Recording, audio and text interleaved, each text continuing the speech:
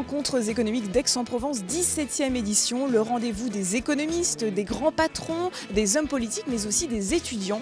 Ils sont près de 200 à participer cette année et parmi eux, 100 ont planché sur cette question. De quelle prospérité serez-vous les acteurs ? Le terme acteur m'a plutôt poussé à faire quelque chose de plus original, d'un peu plus littéraire qu'un essai.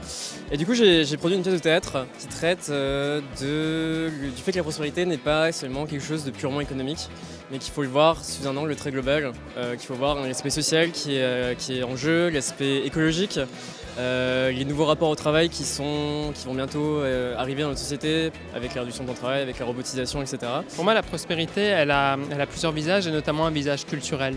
Et j'ai toujours trouvé ça assez paradoxal qu'on forme des équipes, donc que les entreprises investissent pour former des équipes multiculturelles où se côtoient des gens qui ont des bagages culturels, religieux différents pour essayer de créer une force d'émulation de tout ça, mais que paradoxalement, on enlève de cette force-là la langue. Je suis dans un domaine qui parle beaucoup de ce que les Européens appellent l'engineering 4.0. Donc c'est des choses qui vont porter notre économie et notre industrie, notre productivité dans les années à venir. Et donc je pense que c'est sur ces thématiques-là qu'il faut s'intéresser, qui sont intéressantes et sur lesquelles on peut s'intéresser et qui sont des réponses à cette prospérité. J'ai dit qu'à ma petite échelle, je souhaiterais être un bon boulanger et de cette façon être l'acteur d'une nouvelle prospérité. Donc voilà, ça va un peu aussi à rebours de la robotisation, des usines 4.0, de toujours plus de productivité. Nous, personnellement, moi je me retourne vers l'artisanat, donc plus en quête de sens,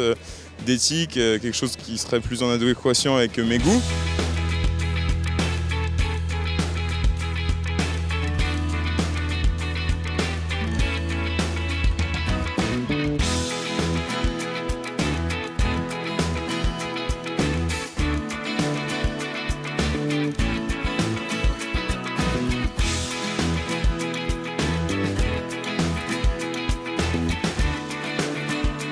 Trois jours de débat, des masterclass avec 4 témoins exceptionnels venus leur confier leur vision d'une société prospère.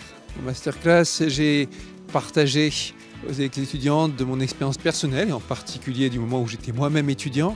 J'ai insisté sur le fait que éducation, enseignement, au sens recevoir des informations ou transmettre des informations et chercher, ce sont 3 faces d'une même grande problématique avec beaucoup de liens. Savoir parfois aller dans des chemins de traverse pour faire quelque chose forcément d'innovant et qui sera dans l'avenir extrêmement bien reconnu. Mais par contre, c'est pas confortable puisque évidemment au départ, on n'est pas forcément suivi facilement. On est très réactionnaire en France et on trouve toujours les problèmes avant de déjà imaginer les bonnes solutions. Pour nous, pour les étudiants, c'est un lieu unique pour échanger nos idées, voir ce qui se passe autour de nous et en fait déjà améliorer nos concepts pour changer le monde de demain. Sur les think tanks hier, c'est très intéressant parce qu'eux apportent vraiment des propositions, sont là pour débattre de leurs idées.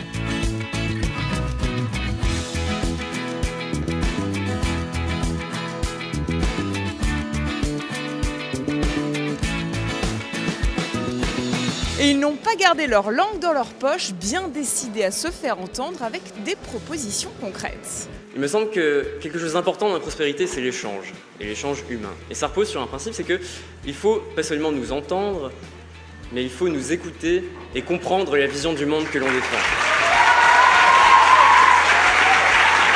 Et si je devais résumer tout ça, ça repose tout simplement sur un principe très simple et qui est applicable partout, c'est que je crois que les gens qui réussissent peuvent beaucoup apprendre des gens qui ne sont rien. Merci.